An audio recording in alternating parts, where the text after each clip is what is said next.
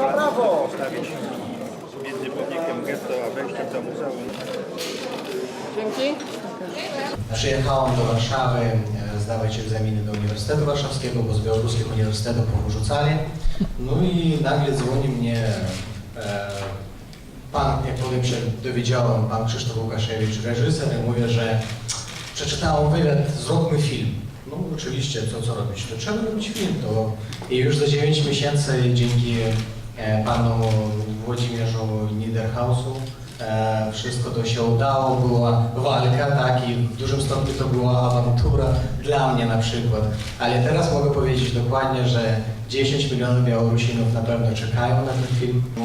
Bo przez kilka miesięcy zdobywaliśmy uniformę specnazistowską, nazywamy ich tak, zumowską, tak, takiego analogicznie w Polsce.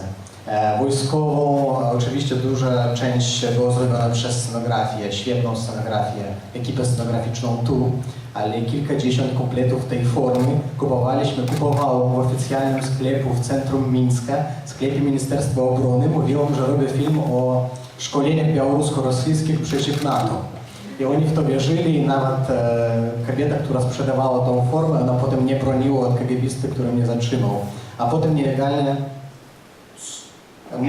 przewoziliśmy tą formę przez granicę. Tak samo jak jest wszystkie plakaty, które Państwo mogło widzieć w filmie, to są wszystkie prawdziwe plakaty kupione w oficjalnych sklepach Łukaszenki.